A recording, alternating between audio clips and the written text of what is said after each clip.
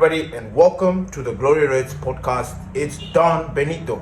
It is the day after the night that was. Tottenham won, Manchester United 0. We lost. And we're going to be talking about that today. We're going to be talking about the comments that we've seen today. Garnacho, Bruno, the gaffer. We're going to talk about what happened yesterday. We're going to be talking about what the fuck, and we're going to be consoling each other today. And honestly, I think you're entitled to any feeling that you're feeling right now today. If you're angry, I think you should be angry. If you're Amorim out, though misguided, feel it.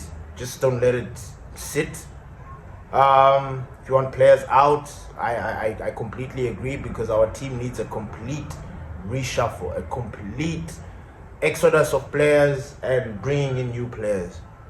But let's jump right into it. Let's not waste time, because I don't want to waste your time. I don't want to stretch it. I know some of you are going to work, some of you are doing some stuff. Some of you are sitting there hurt because you watched the final, you didn't even understand. Some of you, it was your first final, because this Gen Z era, there's some kids that was their first final ever, and they never got to experience what some of us have experienced before. We experienced the 2007, we experienced the 99, we experienced the 2017, so we know how it feels to win. And I think even the seasoned fans would say that yesterday's final was just wonder. Was just, for me, it was weird. It didn't feel like a final. The game didn't end like a final. It didn't have final-esque components. Do you understand? A final has got certain elements of excitement, and that game yesterday didn't. It didn't. From both parties. But we expected it, or did we not? It's a very tricky question to ask. But on our side, as Manchester United fans, we need to take a step back. I know some of you never thought about this. Some of you just thought, United is going to win because we are Manchester United. I get that. And on the day, I was like that we are Manchester United. But here, right, the football language is universal. We saw the starting lineup. I immediately was surprised at the team. Not because it was picked, and not because I think this season, Ruben Amorim, I think I've managed to pick 11 out of 11. I've managed to pick the starting 11 100% twice. Ruben Amorim's team. It is very difficult to nail down a Ruben Amorim's team, because while he's trying to switch things up, this formation has been chopped and changed. And if you are still sitting here thinking to yourself that we need to change, and you're not paying attention to what has been happening, then I guess I'm sorry, you've just missed the boat again. I understand why people are upset. Last night, I'm looking at the comments. People are whooping out. People and the funny thing is, I was expecting all of this. I'm not gonna sit here and say I'm some guru or anything like that. But I expected this. When I analyzed this game, there were a few things that stood out for me. Our lack of scoring goals. Our attackers this season, throughout the season, have had this issue. I was skeptical. I wasn't sure if they were going to continue it, because it has been a problem. This season we've just not scored goals. And whichever way you look at it, whether we were playing against in the Carabao Cup and also in the Premier League, there was still a struggle. There was this season we've not gone and beat a team convincingly from start to finish, us maintaining everything. We have not done that. It has been a minute since we've done that. We've done that again under Erik ten Hag, but under Ruben Amorim we've found that very, very difficult. Now a lot of people are already jumping in now, get Ruben out. I have this question for you, and you guys who want him out, and everybody that now wants changes and who wants to burn down the club, I have a question for you. And I say this out of love, out of whatever you want to call it, because this is something that people do and they just run away with it. When we sacked Erik ten Hag and you brought Ruben Amorim in your mind, what did you think was going to happen? Because mind you, you understood what was coming to Manchester United. You understood that there's going to be a formation change, there's going to be something different about the club and different about the way we play. And the person that's coming in to do the job is telling us right from the get-go that, look, I don't change my tune. It's 3-4-3 or nothing. You don't want me? I'm cool with it. But this is my formation. This is how I became a manager, or this is how I've been doing things at Sporting, whatever. He's not going to change his formation. Like, the crazy thing about this whole Ruben Amorim thing is that people are not willing to give him a chance. Be it pundits, be it ex-players, be it some fans. You don't want to give him a chance. We have already seen that this system works. We have seen it. It took time. It took half the season for us to see something. Now you're probably sitting there and asking, Ben, what do you mean? What do you see? That formation, that starting lineup, or that system works. The only problem with that system, it needs specific players in specific positions. And if you're a club that is not willing to support or give the manager the things that he needs, then this system will never work. Which goes back into why we didn't want to sell Erik ten Hag. Do you remember what Ineos said when they arrived? Do you remember the list? They dictate the formation, they dictate the system of play, they dictate everything about our football. And then when push came to shove, when panic set in, sack Erik ten Hag, they sacked him. Then they bring in Ruben, and somebody who is completely different from what they said that they were going to bring. Now, this is not about the system, this is not about formation or anything like that. No. This is about the expectations that you guys set on yourself. We said that when Ruben comes in, we already know, because at the time, and you know what's crazy? When Ruben Amorim came in, we were not that bad. People just wanted Erik ten Hag out, unfortunately. But we were not bad. Now, you forced the move. It has happened. What is your mentality in that moment? How are you supposed to think about the team? Now, you want immediate wins. Like, you want to paper over the cracks and all the nonsense that we have already gone through. No, you don't want to understand that the team needs that reshuffle. We've lost players that probably would have worked in this system. I honestly believe we had Scott McTominay, and I know saying this is a cop-out, and I know saying this is like I'm trying to lick my wounds, but I kid you not. Manchester United, we have this habit of selling players that actually suit what we want to do, and getting rid of those that, it's a bizarre thing. And look at Scott McTominay, right? We sold him, right, to make money, but his position for Napoli right now, and then you look at the system that we play. You tell me that Scott McTominay doesn't fit into the system like a glove. You tell me that Scott McTominay doesn't get us 8-10 goals. In fact, he was our leading goal scorer up until we sold him. Do you see where I'm going with this? Now, I know it is not Ruben's fault. I know it's not. It's the club. It's Ineos, Clinios.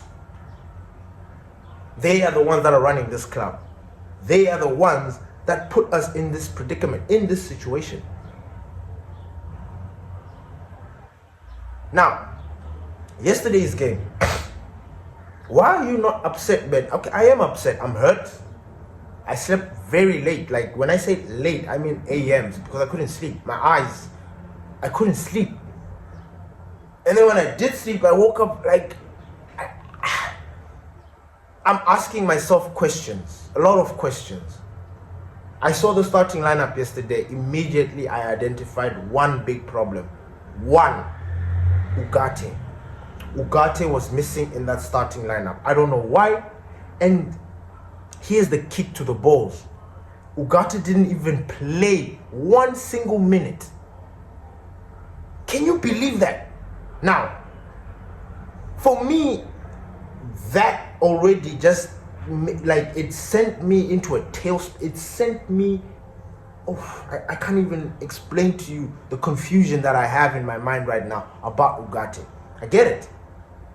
I get it was a different formation. Like, look, every time the formation comes up, I always see it, I always look at it, I analyze it, I enjoy it, I try to see what the manager is trying to do. And then whether or not I agree with what I think he's trying to do, then I'm like, all right, you know. But yesterday, immediately I was like, hey, I'm worried. Immediately, when I didn't see Ugarte's name, I was worried. Now, who replaced Ugarte?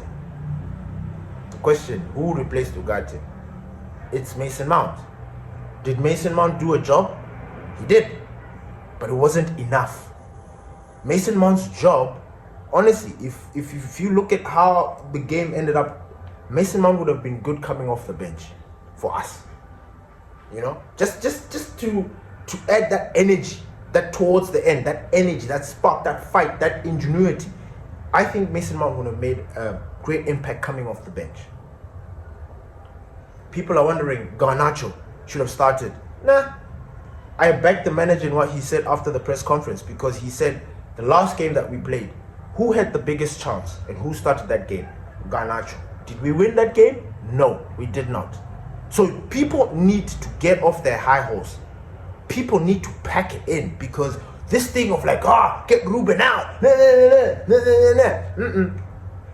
But the only, and people are complaining about the wrong things.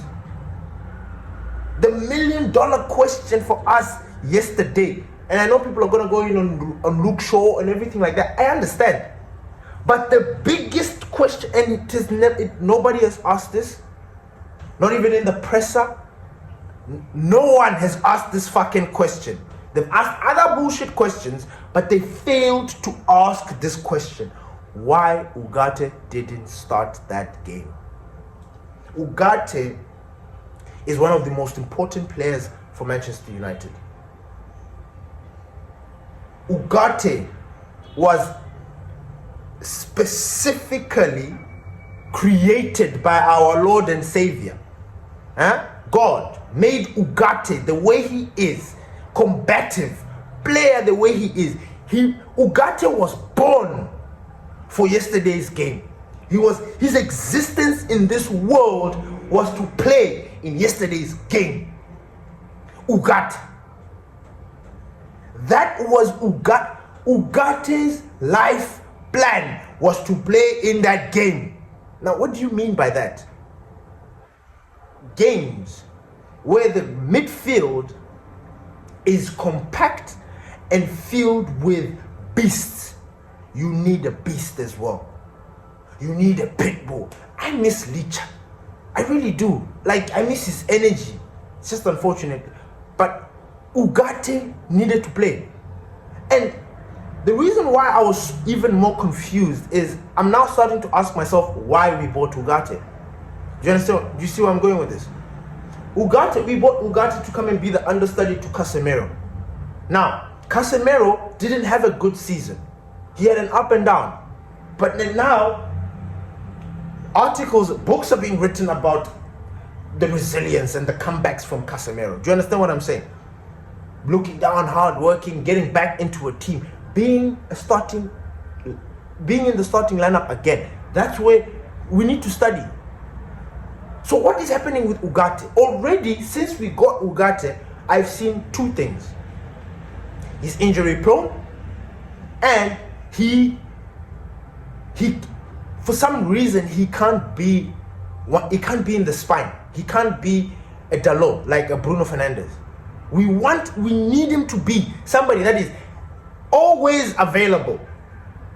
Always. And when I say always, I mean a Declan Rice. You see, like there are certain teams who their players they are playing every game. We've had Bruno, we had Dalot this season, we have Maguire there and there. In Chelsea, they've got Caicedo, whatever. You understand? We need that. Now, Ugarte, we spent, how much was that? Almost 60 M to bring this guy in. And we're not using him. Now, you look at yesterday's midfield, which I complained about. Bissouma, Sarr, Bentancur. Those guys, the energy levels, they are a very unique midfield combination. They will give you a run for your money. And that's what they did. And our midfield was overrun. Bruno was trying to do everything. You can't do everything. Casemiro, one-touch football. Now, I'm not complaining about that. We have found a way to utilize Casemiro in our team, which is why he was playing in that position. But who was supposed to be right next to him? Ugarte. Like we have always been doing. Ugarte. Ugarte is the cleaner. Do you understand? Ugarte tidies everything up. That's his code name, by the way. Sorry. That's his code name. He's not a cleaner per se, like a maid. No.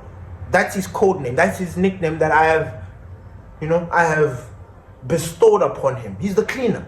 He tidies everything up. You mess up in the midfield, Ugarte is there to mop it up. Every time. Be it Casemiro, be it Bruno, be it Mount. He's always there to help mop up. And then what else does he bring to this team? Ugarte is one of the best carriers of this ball. Remember when we wanted Frankie de Jong?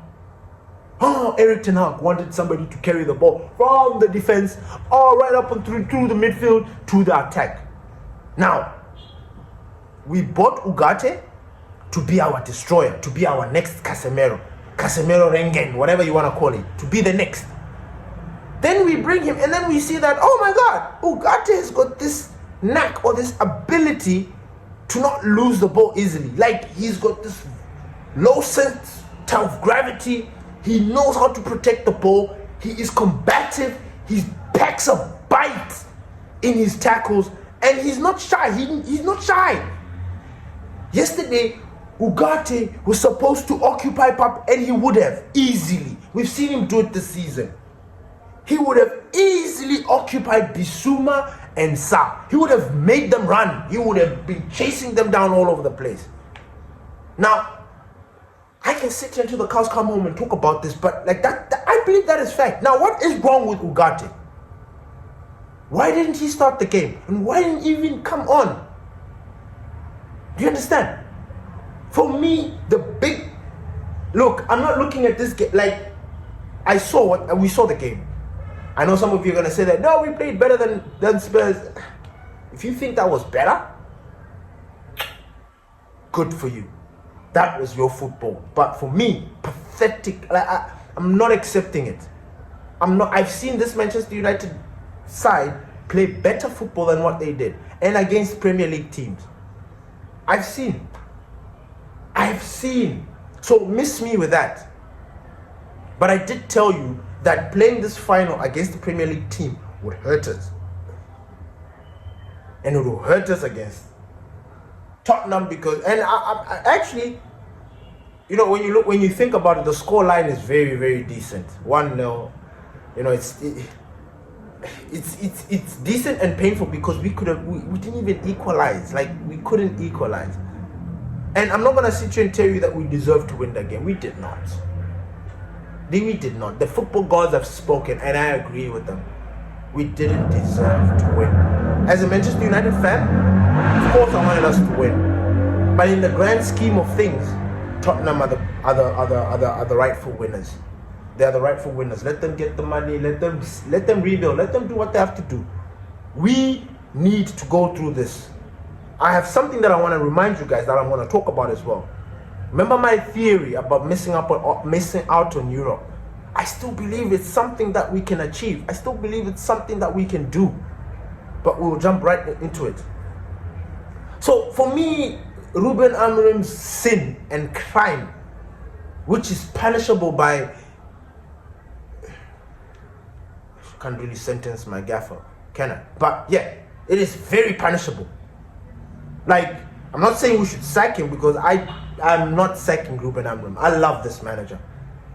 And once I imprint on you, I'm on you. I'm gonna criticize you. And I told myself that I wasn't really good. I don't know if you guys have seen this. I've hardly really criticized Ruben Amorim this season, because I've understood our position. I've understood what the journey that we're going in.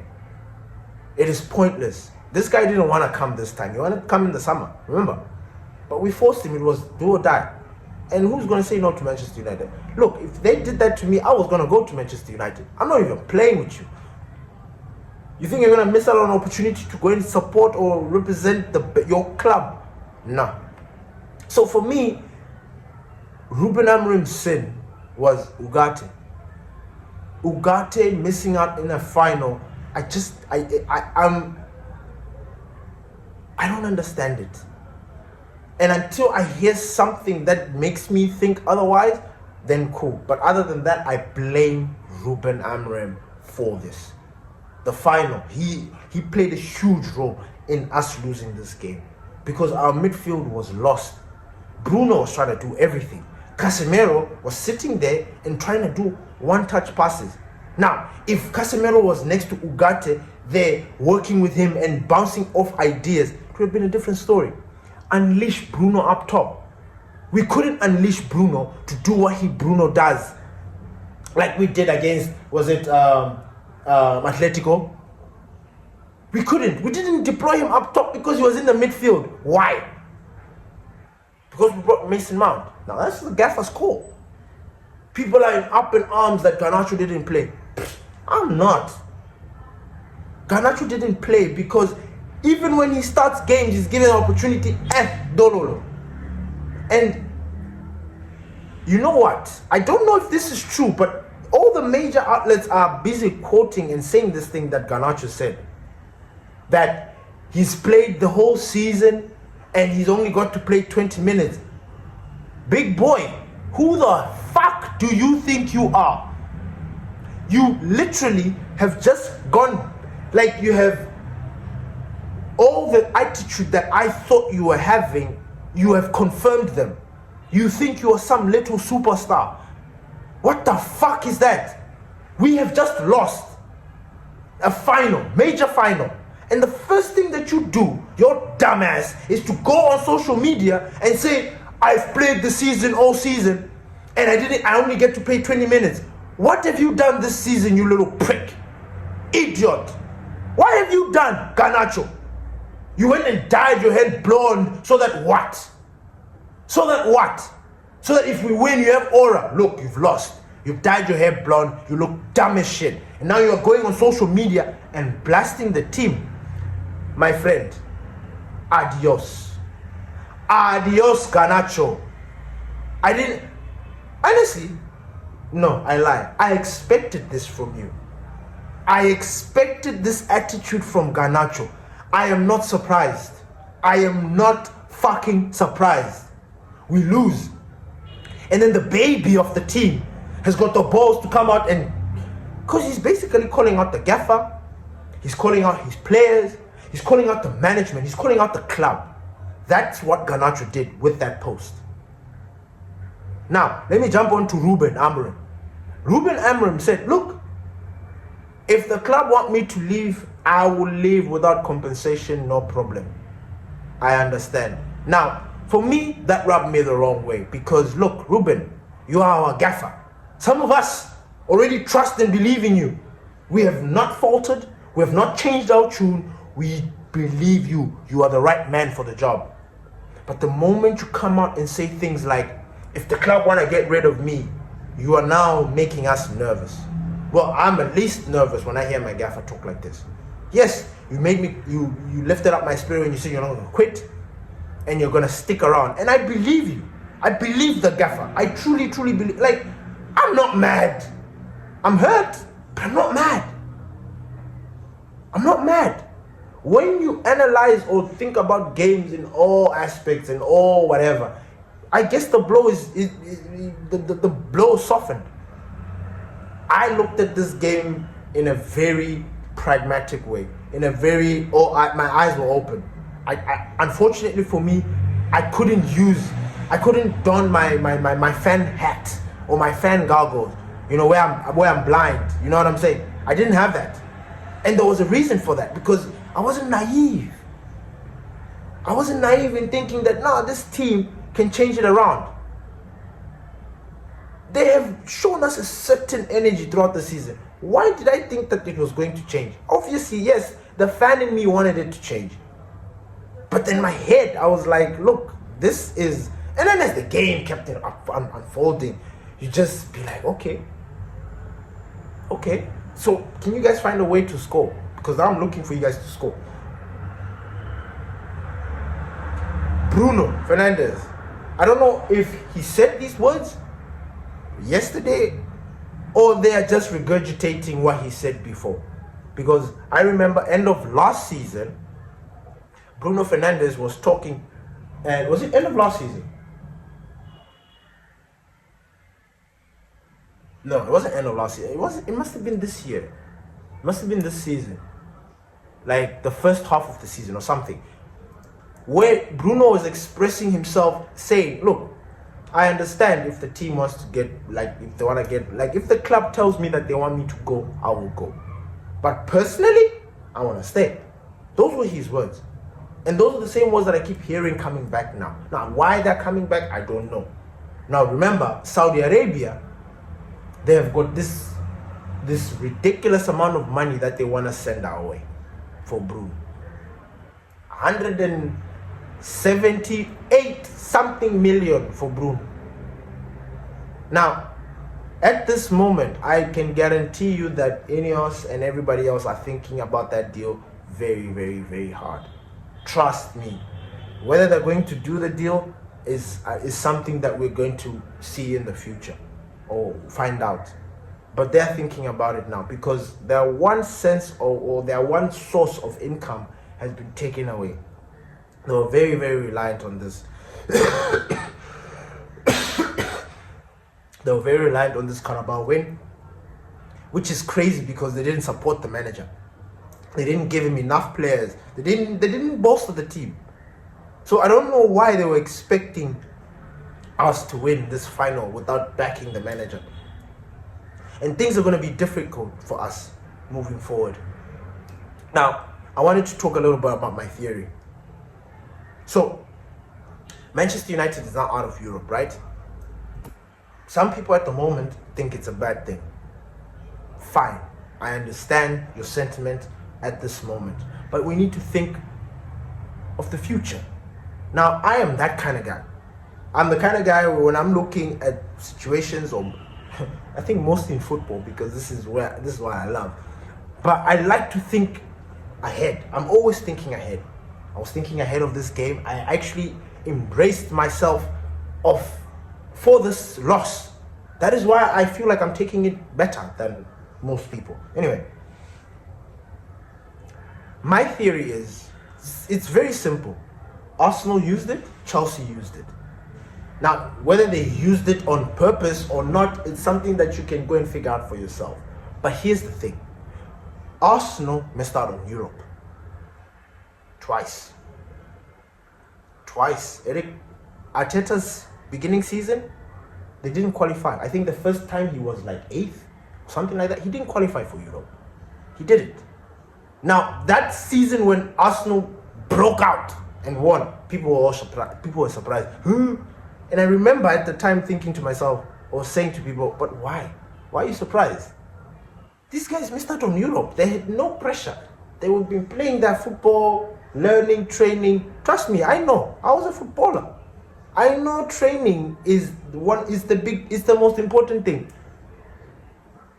And if you're going through a formation change or system change, missing out on Europe couldn't have come at a better time. Now, if you truly want this system to work, you need to embrace no Europe next season. You need to embrace our circumstance right now. Otherwise, you're going to have another problem next season. You need to embrace this right now.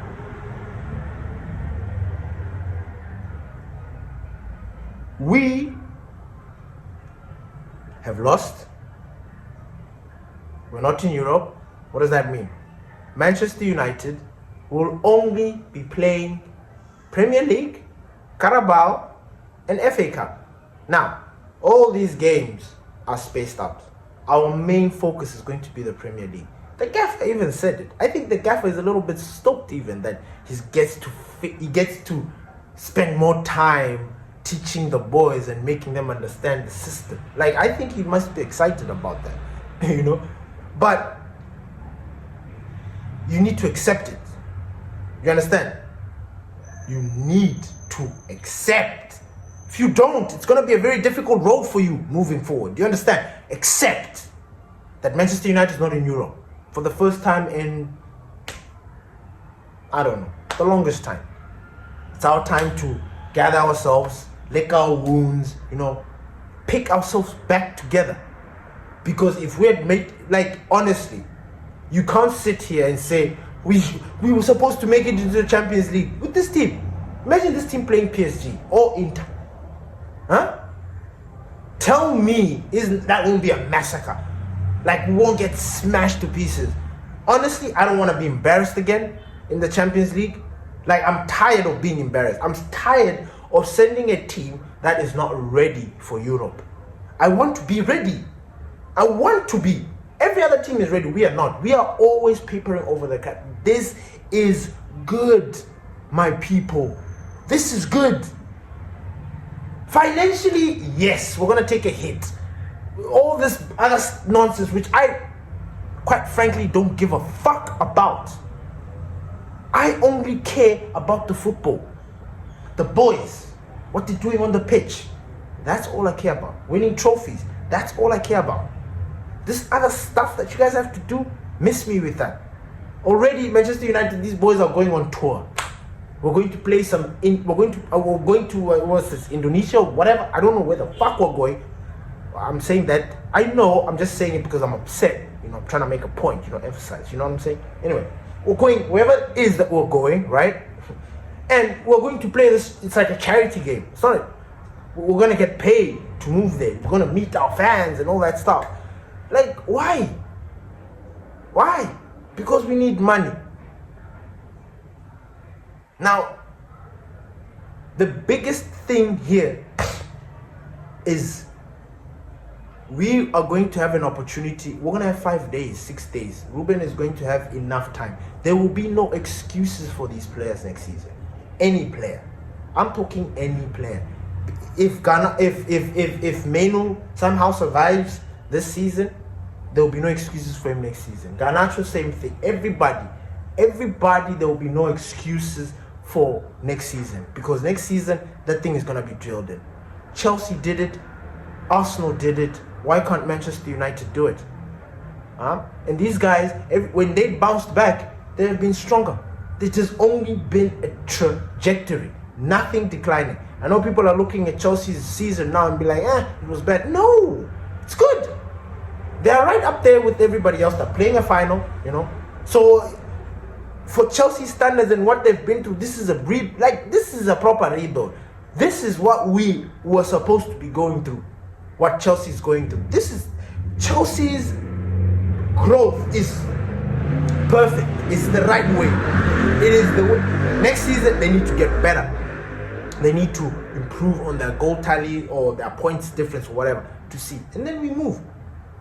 Now, with us, we are starting afresh, unfortunately. Players that need to go. Eriksen needs to go. Lindelof needs to go. At this moment, I don't know. I'm just going to wait. To be honest, I'm not going to tell you who's going to leave because this club has a tendency of keeping people that don't need keeping and sending people that need to remain in the club. So we will take that as time goes by. But again, like I said, if we miss out on Europe, we have all this time to train, we have all these things to do. It allows us to improve our game. It allows this 3-4-3 to get better. But this theory will only work also if we back the manager, which, by the way, I feel Ruben Amorim is about to be. Man, I'm sad for Ruben Amorim, because ever since Alex Ferguson left, all the managers have been backed. Now, circumstances are different, I understand, and situations are always different. And for some reason, Ruben Amorim has been brought in here, and I'm scared that he might not get backed. Is that crazy to think? And if he doesn't get backed, then it means that the period of a manager staying at the club has reduced even more, because he'll be sacked.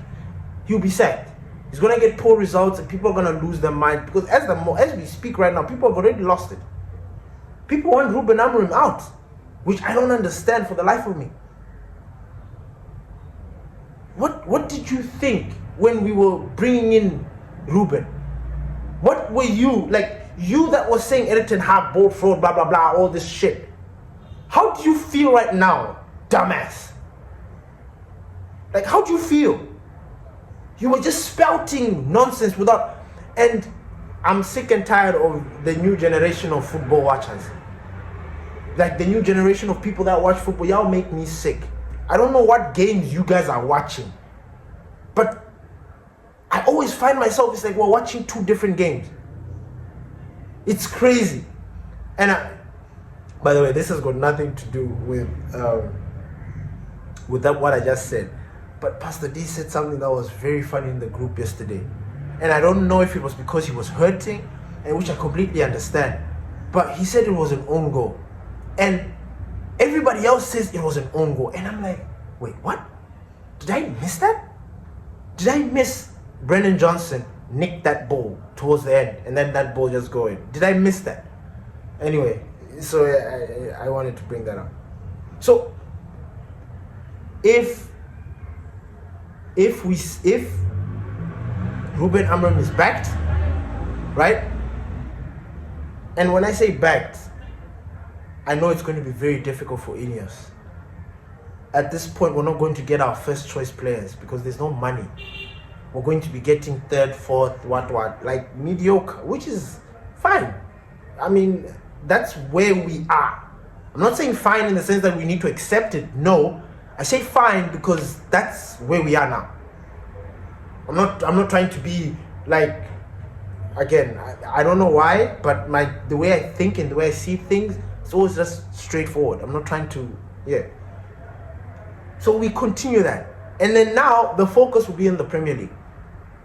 How we do in the Premier League will be so important next season. If Ruben Amorim continues to get bad results, he's going to leave. And I'm not saying that as in like, well, I'm going to be there saying, let's get Ruben out. No. You fans are going to get rid of him. That's what you do. You're going to get rid of him. And then, as I'm sitting here, I don't even know which manager we're going to bring in. Because I thought this guy is the one. After Eric, I thought Eric was the one. But then you guys managed to like poison that. And then we are at Ruben. We are now attaching ourselves to Ruben again, and then it's another story. No, like I can't deal with that. So whoever will come in, cool. We'll just back you because you're our manager. But I believe Ruben is the guy. I'm sorry. This formation, I've already bought into it. I'm sold. He just needs to play it.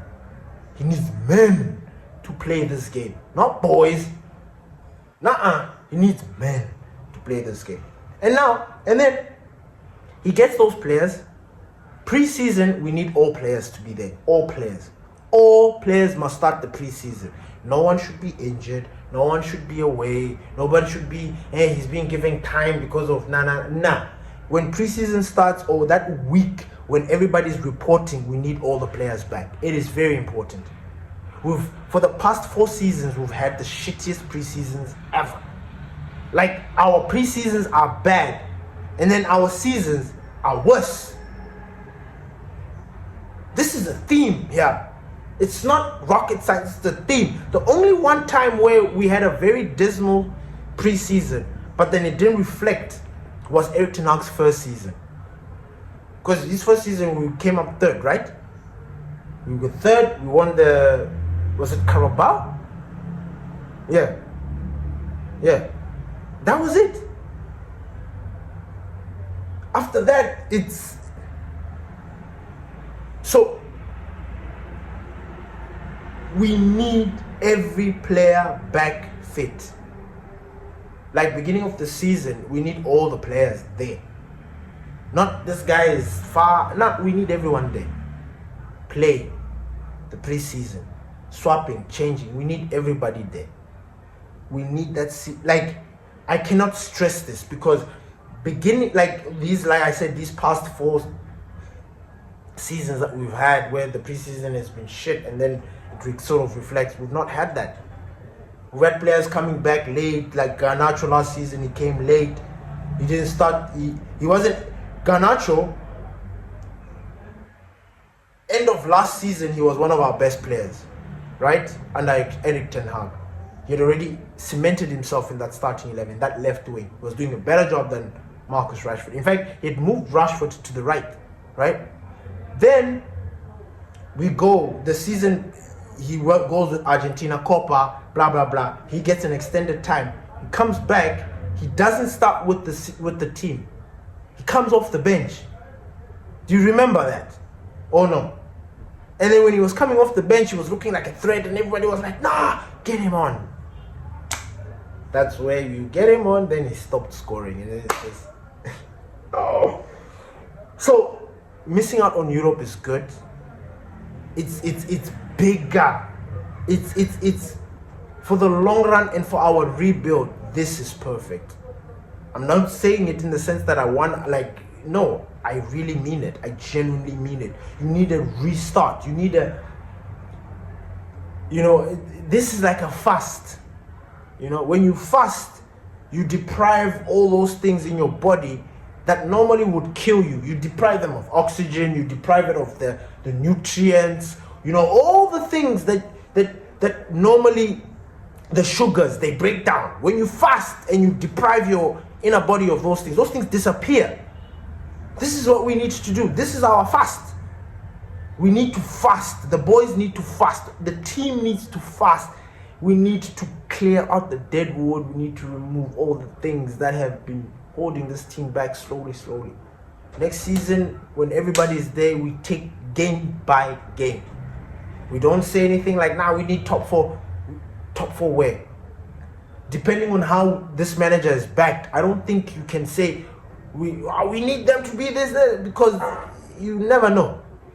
Yes, it's good to have a goal and a plan, but you don't want to say that Manchester United should be in the top 4. What if they don't make it into the top 4? We need to sort out this situation with the goals. People, like, there needs to be that end of season review. Oof, that thing needs to be fire. Like, heads need to roll. You know what I'm saying? Heads need to roll, because this season has been bad. Bruno Fernandes, the brightest spark, 19 goals, 19 assists in all competitions for us this season, still didn't win the trophy. Next season, we're not in the Champions League. It means, or in the Europa, or in the conference. So it means we're going to try and qualify for the next. So in that next Champions League, Bruno will be what, 30, 34, 33, 34? Will he still want to be here?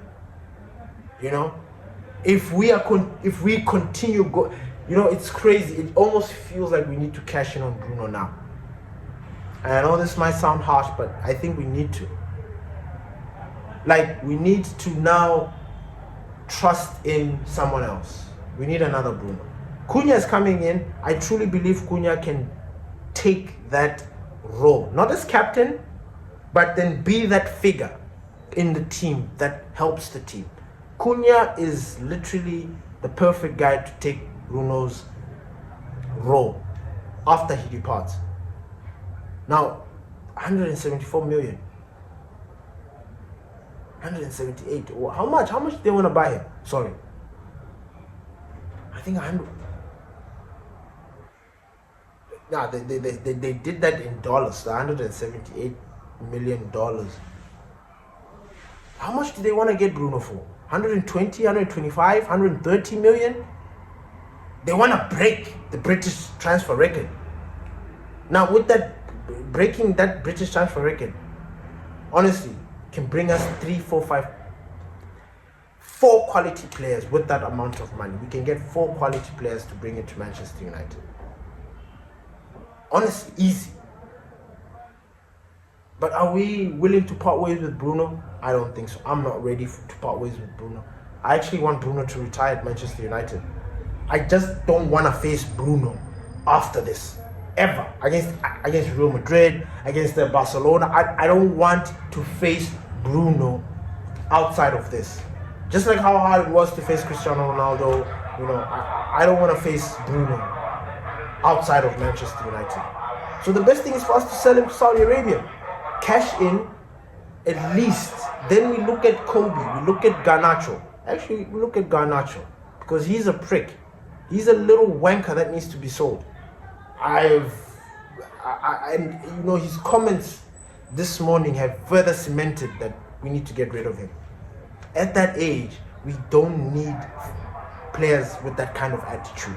We don't. He's poison. He's gonna poison Ahmad. He's gonna poison the other kids. He is fucking poison. And I know it sounds very harsh for me to say that right now, but it is true. And we need to nip it in the bud right now. I've always said that he's giving this aura of like he's been there, done that, got the t-shirt. But he's still a child. He needs to fucking fall back, which is why I've always been upset with him.